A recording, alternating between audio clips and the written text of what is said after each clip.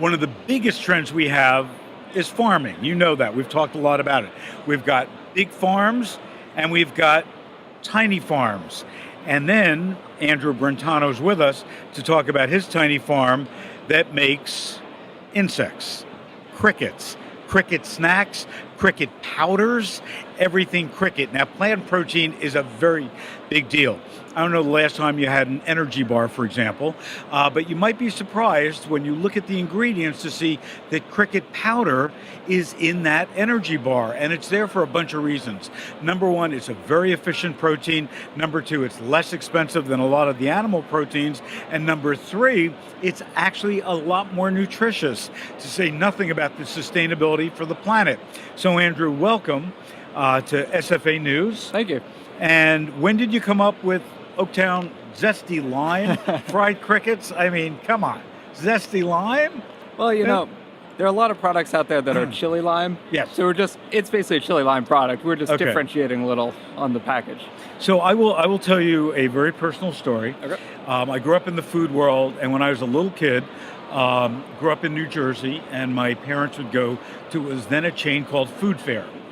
And this is when frozen foods were open coffin cases, and above the frozen foods there were actually shelves, and that's where the gourmet foods would be. So whenever I was misbehaving, and I'm talking about 4 or 5, 6 years old, my father would bring me over to that section. He would pick up a can, and he would rattle the can, and it was chocolate-covered ants. Yep. And he would say, if you're not good, I'm going to buy these and you're going to have these for dinner. Work like that. But the world has changed considerably. Yep. That now when we look at insect protein, we look at brands like yours, companies like yours, you're at the cutting edge of protein. Tell us about that. Yeah, so for the last several years, there's been kind of a growing movement to start using more, obviously, different proteins, whether it's lab-grown, whether it's plant-based, and largely now insect protein. Fundamentally, it comes down to this production efficiency. It's very resource intensive to grow all of the meat that we're eating, but we need that protein. We need those amino acids. We need those fats, that nutrition. So insects are a great way to produce that using way, way less resources, just a fraction of the land, the water, and the feed that it takes to grow those large animals. And also, when we take a look at it, it's a high-quality protein.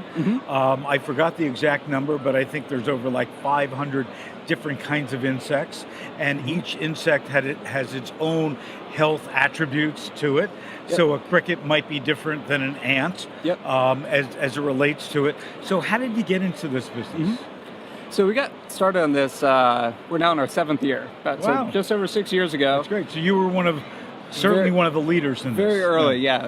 It's grown a lot. We certainly wouldn't have been here at Fancy Food Show 6 years ago. Right. So it started by just looking at how we're producing food and thinking, things are changing a lot in the world. We're going to have to start changing how we're producing food and focusing in on protein being this really resource-intensive but really critical aspect. And when we looked around for alternatives, we kind of landed on this idea of insects. And there's been a bunch of research done over the years by anthropologists and scientists that are saying, hey, everyone, think about this. But it's kind of just like fortuitous that at that moment we were thinking about it. We came across this research. We actually went out in the garden. We caught some grasshoppers. We took them in. We put them in the freezer till they kind of quieted down. We fried them up because this was just like, is this even possible? Right. Can I eat a bug? Right. And these little green grasshoppers turned red, just like a lobster. And they tasted like I never knew that. Bacon-wrapped shrimp. That was the flavor. And I was just like, in that moment, my partner and I were like, you know what? There's absolutely a future here. So I think that the industry should be progressing faster than it is. And I think that in part, the media has done a horrible job of explaining insect protein. If I see that photo one more time, and it's been, in the Washington Post and everybody else, of somebody eating a cricket sandwich, that's not what we're talking about. No. I mean, that might make headlines, but really using it, and I'm assuming that your primary business is not necessarily the snacks, but really the cricket powder. Exactly. Being able to use that to really change the environment, sustainability. I mean, it's amazing. You've got this this powder that's 100% crickets. They're dehydrated and ground up. It's over 60% protein. It's got all your amino acids. Fat profile is very similar to olive oil. There's actually been studies now that have shown that there's a beneficial prebiotic, like gut health effect from eating just like 2 tablespoons of this stuff a day. So it's this really amazing ingredient that you can put in anything. So Yep. people are making tortilla chips, they're making pastas, they're making For the bread. most part, it's odorless and tasteless. Yeah, it's got very Right. mild, nutty, savory flavor. Yep. It actually makes things taste a little better. Yep. Well, congratulations, Andrew. Thank you. You're going to do great with it. So look in your local supermarket for this product. Is Absolutely. it available in supermarkets or just gourmet stores? You know, go to the Oakland A's Coliseum. You can Okay. get us online. You can get us at some local retail in the Bay Area. Okay, fair enough. Yeah. And with that, we're going to take a break. We'll be back tomorrow, but Paul Barron will be back with us from Foodable to continue the discussion.